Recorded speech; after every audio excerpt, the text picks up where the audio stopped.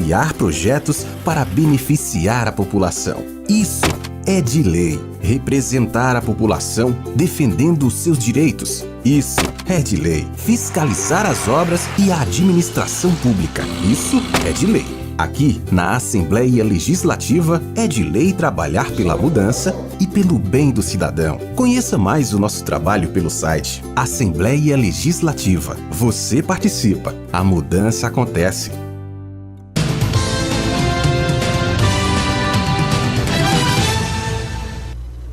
Olá, os desafios para a educação no município de Cuiabá. Este é o tema da nossa entrevista agora com o novo presidente do Conselho Municipal de Educação, que é também diretor-geral de Gestão Educacional da Secretaria Municipal, Luiz Batista Jorge. Muito obrigada pela sua presença aqui no RDTV.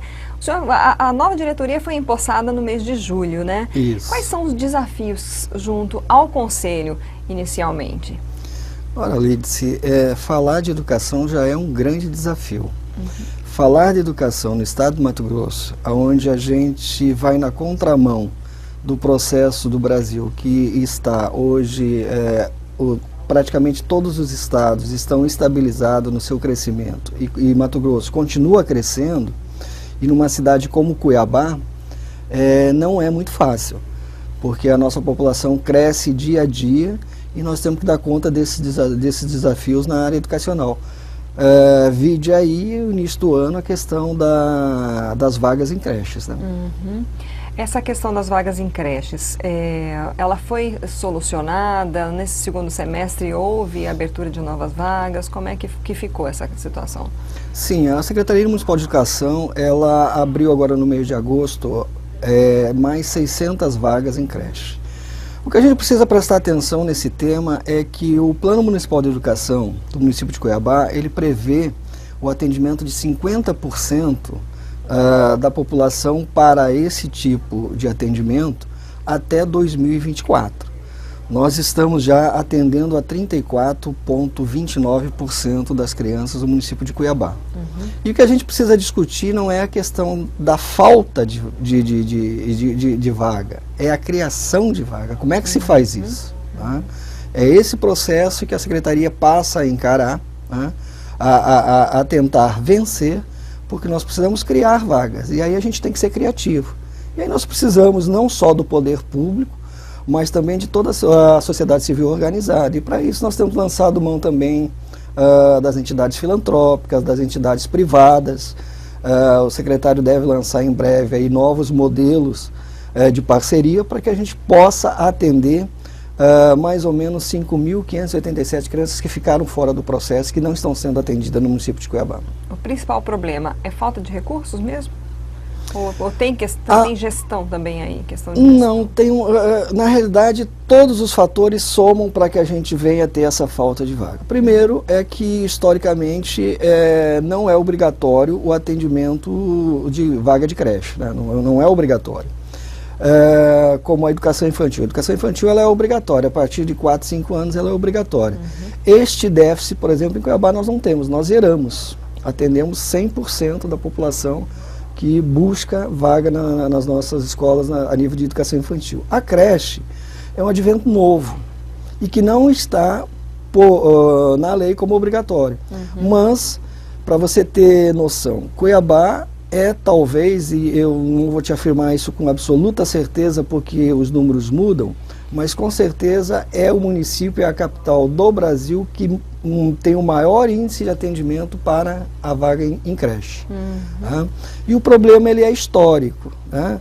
Porque a gente está construindo esse processo, então ele é financeiro sim, ele acontece por falta de investimentos que nós temos para fazer, e não é só também você investir na construção do prédio. Nós temos que ter todo um recurso humano que tem que ser contratado, especializado, treinado, e que nos custa mensalmente uma creche em torno de R$210 mil. Houve um decreto municipal recente que determinava aí prioridade nas creches, né, para crianças com deficiência, crianças beneficiárias do Bolsa Família, para a matrícula dessas crianças. Isso até gerou uma certa polêmica. Isso já está em vigor, já está funcionando nesse segundo semestre? Era a partir de agora, né? Sim, exatamente. O que aconteceu? No início do ano, quando o prefeito Emanuel Pinheiro assumiu, ele não queria que acontecesse aquilo que acontecia todo ano. Filas em frente às unidades escolares, com pessoas ficando 3, 4 dias acampados na frente, alguns ficando lá até profissionalmente, porque recebiam para estar lá. Né? Então ele pediu que se evitasse isso. Para isso foi criada a matrícula web, onde se disponibilizou para que você pudesse fazer a inscrição via seu smartphone, computador, notebook, e além disso a prefeitura disponibilizou 10 pontos onde tínhamos computadores e funcionários da prefeitura para fazer esse processo. O que acontece aí? Esse processo foi um processo novo e a única legislação existente no país diz o seguinte: a preferência do aluno, se houver mais de um para uma vaga, é a distância da unidade escolar à sua residência. Está no artigo 53 do ECA. E como o Emanuel Pinheiro é muito sensível à sociedade, ele anda, ele vive a cidade, o que aconteceu? As pessoas começaram, imprensa, instituições, começaram a fazer as suas críticas e a cobrar que se tivesse outra maneira de fazer. Até porque, segundo os matemáticos, todo brasileiro que nasce já nasce com uma dívida. Né? E a nossa dívida social ela é maior ainda. Né? Então, para cumprir esse papel social e atender aqueles que mais precisavam, é que o prefeito emitiu esse decreto, que já está em vigor, inclusive já passou pelo Conselho Municipal de Educação, porque a nossa função enquanto Conselho Municipal de Educação é exatamente essa. Nós estamos para a educação da mesma forma que a Câmara está para a Prefeitura. Lá no Conselho Municipal de Educação, nós normatizamos, nós regulamos, nós acompanhamos e monitoramos tudo aquilo que se diz respeito à educação no município de Cuiabá. Então, esse decreto ele foi emitido nesse sentido, ele já valeu para essas 600 vagas que foram abertas agora. E isso, para você ter uma ideia, regularizou nesse sentido. Nós não tivemos nenhum tipo de problema. Você que é da imprensa e que acompanha, tem certeza, bem mais que eu, até pela questão profissional, você não deve ter ouvido nenhum tipo de movimento agora nesse segundo semestre. Né? Foi bastante tranquilo e em virtude disso, o prefeito foi sensível e nós mantivemos a regra que está na legislação, mas adequamos a questão do atendimento social. E quanto ao projeto integral, ao turno noturno, como é que está essas propostas, que são propostas que foram apresentadas, né, pelo prefeito em campanha? E a gente sabe que não é fácil, como o senhor acabou de dizer, precisa não só de recursos para estrutura física, mas de pessoal. Como é que estão esses projetos? Então, acho que você deve estar falando da hora estendida, né, que foi proposto em campanha pelo prefeito. O que acontece com a hora estendida? Na realidade, quando o prefeito propôs a hora estendida, ela já acontecia. E eu vou te dizer por quê. A gente veio apenas regular. E a hora estendida também, ontem, inclusive, na sessão ordinária do Conselho Municipal de Educação, foi apresentado o projeto que está sendo implantado pela Prefeitura Municipal de Cuiabá e o projeto piloto que está sendo desenvolvido lá no CEMEI Caramélito, que nós já temos uma unidade fazendo esse trabalho. O que acontece, Lídice? Antes, em anos passados, essas crianças que hoje estão ficando, por exemplo, lá no CEMEI Caramélito, elas já ficavam. A grande diferença é que nós estamos apenas institucionalizando este serviço, porque elas ficavam lá. O pai não... Eu vou te dar um exemplo. Quando o Emanuel Pinheiro propôs isso, foi uma mãe que mora no Pedra 90 e que encontrou ele no centro, trabalha no centro e falava: olha, eu chego sempre 1 hora e meia depois do horário da saída do meu filho, porque daqui do centro até o Pedra 90 é esse tempo que se leva, principalmente no horário de pico. E ela chega atrasada. E o que acontecia? A criança que a mãe ou o pai não iam buscar, ou o responsável, ficava na escola ou ficava no CEMEI sozinha, apenas com o guarda. Quando passava um tempo, o que se faz? Aciona-se o conselho tutelar. O conselho tutelar buscava essa criança e levava para o seu plantão, onde lá ela ficava até ser encaminhada para a casa do lar, para depois, no outro dia, os pais poderem ter acesso a essa criança. Veja o trauma que essa criança passava. Né? Todo esse processo muito traumático. Então, nós apenas institucionalizamos o que acontecia de uma forma diferente. Hoje, o que acontece? Essa criança que o pai não tem ou a mãe não tem condição de buscar no horário, porque trabalha, primeiro, não é para todos. É apenas aqueles que precisam, e essa pessoa tem que provar com registro em cartório, tendo a anuência do seu patrão, ou a empresa patronal. Esclarecer, né? É feito um documento em cartório, e os responsáveis apresentam isso na unidade escolar, no caso, nesse momento, no Oscar Amélia. Então, essa criança, ela fica lá, a gente readequou o horário, foi readequado. Hoje a criança ela tem o atendimento psicológico, ela tem o atendimento pedagógico, ela fica com profissionais que são preparados para esse tipo de trabalho. Antes ela ficava apenas com o guarda que está ali apenas para guardar a unidade escolar e não fazer esse atendimento. Né? E o que está acontecendo, que é interessante a gente falar para vocês.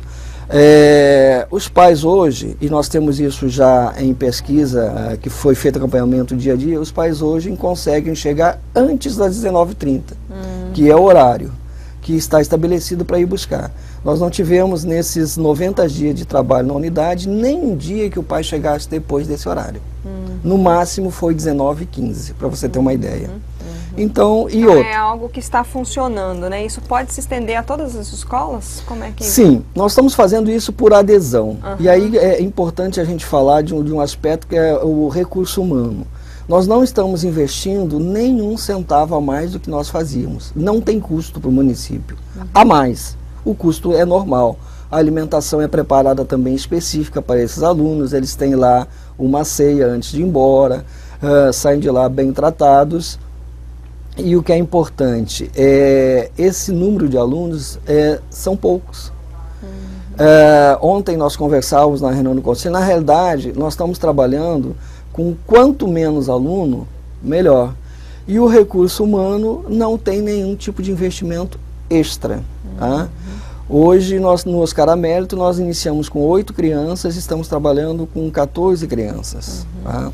Só o fato de exigir um compromisso, um atestado do patrão, dos pais, um compromisso firmado em cartório, isso daí já demonstra que é algo sério e não dá para brincar com essa situação, né? Não vai simplesmente, olha, não estou afim de buscar meu filho agora, quero dar uma passadinha não sei aonde e fica o filho lá na escola, né? Acho que isso traz seriedade para essa proposta, né? Sim, com certeza. E quanto à questão de outras unidades, nós estamos fazendo por adesão. Tanto os profissionais estão sendo por adesão, eles se propõem a ficar naquele horário, eles não trabalham a mais, é apenas readequada a questão de horário, trabalham o mesmo período normal deles e está sendo feito por adesão. Nós temos agora provavelmente mais 10 unidades que devem começar esse trabalho, porque não é aonde eu quero fazer, é aonde há necessidade de implantar esse horário estendido.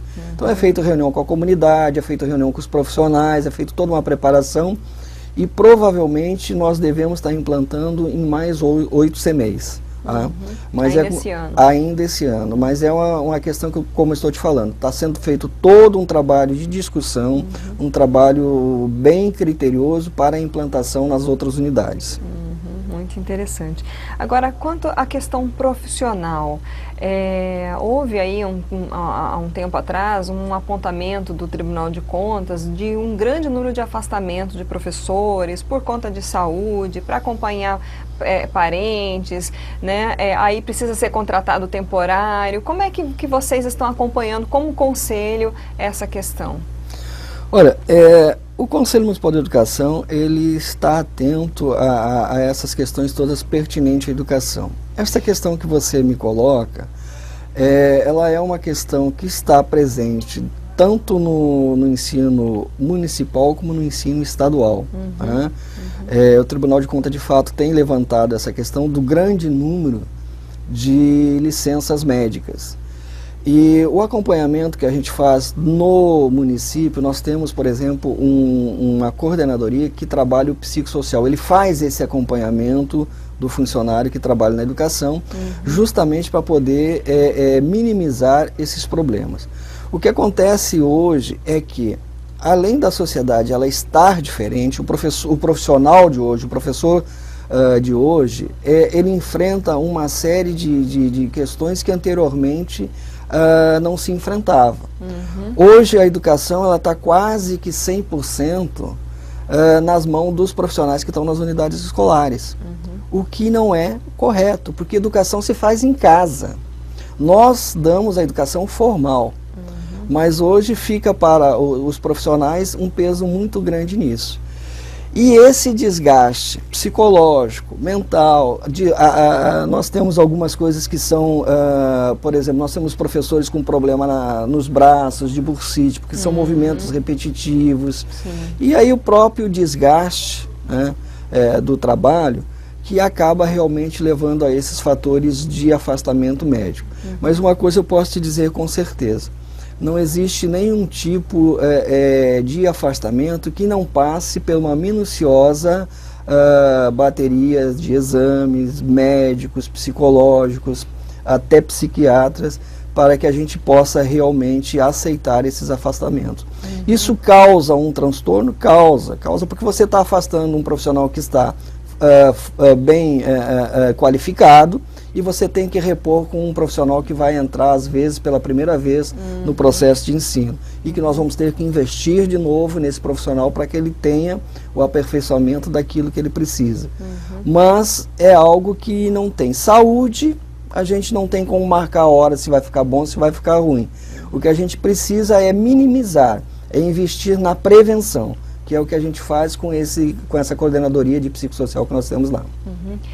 Para a gente encerrar, o senhor é professor, né? Sim. E eu gostaria, assim, o que seria necessário para melhorar a educação? O senhor falou da questão social, da questão também das famílias estarem transferindo, né? É isso, né? Para os professores, né? As suas obrigações de educar uma criança.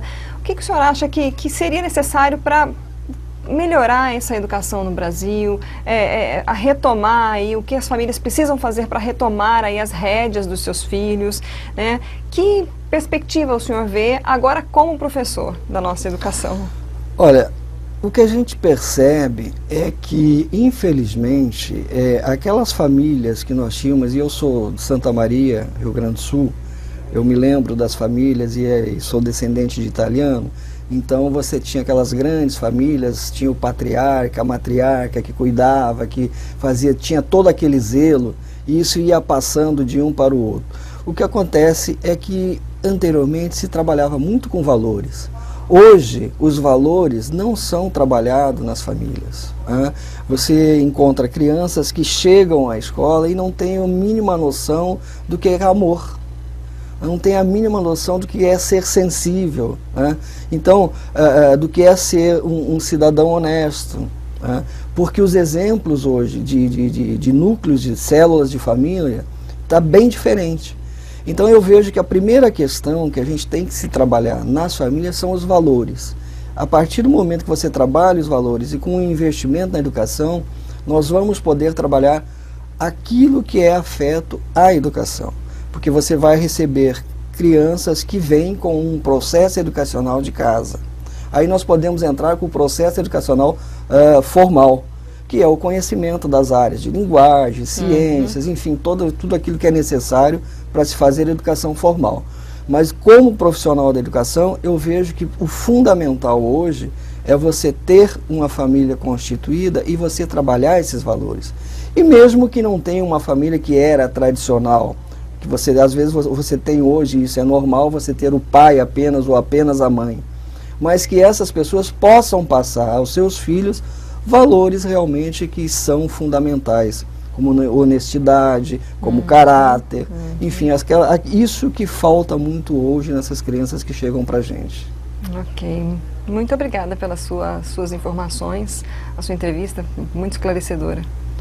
Ok, estamos à disposição lá no Conselho Municipal de Educação. E é importante dizer que nós acompanhamos par e passo todos esses processos que estão acontecendo, como, por exemplo, agora a nova reformulação do currículo nacional, o currículo base, que é a BNCC, e que isso vai implicar em mudanças, porque se propõe também a alfabetização até o 2º ano, né? E isso era feito em 3 anos, agora passa para 2 anos a projeção, e nós estamos atentos a todas essas modificações e à sua disposição, a hora que precisar estaremos aí pronto para estarmos batendo esse papo. Ok, obrigada. Nós conversamos hoje com Luiz Batista Jorge, é presidente do Conselho Municipal de Educação de Cuiabá e também diretor-geral de Gestão Educacional da Secretaria de Educação do município. Conversamos um pouco dos desafios aí que ele tem frente ao Conselho, frente à Secretaria, falamos aí de educação infantil, das vagas de creches, que já ele afirmou aqui, mostrou aqui pra gente que foram disponibilizadas mais 600 vagas nesse 2º semestre, e ainda há uma demanda reprimida, mas pela proposta da Secretaria, da Prefeitura, isso deve ser trabalhado nos próximos meses, nos próximos anos. Falamos um pouco também sobre o decreto municipal que prioriza as vagas para crianças com deficiências, crianças que têm necessidades especiais, e também sobre questões de estrutura da Secretaria, profissionais, afastamento de profissionais, às vezes por estresse, por falta de problemas de saúde, e ao final, como professor, ele trouxe aí uma avaliação sobre o que ele acha que está acontecendo com a nossa educação e que precisa melhorar. Lembrando aí que as famílias, infelizmente, muitas das famílias estão deixando para os professores a responsabilidade de educar. E aqui, então, o professor Luiz Batista falou um pouco sobre a importância de passar para as crianças valores de cidadania, né? Valores como honestidade, o amor, como ele falou. Então eu convido você a compartilhar essa entrevista, porque está muito interessante, muito esclarecedora. É só você acessar o RD News no RDTV, o canal do RD News no YouTube, ou mesmo no Facebook. Curta e compartilhe. Até a próxima.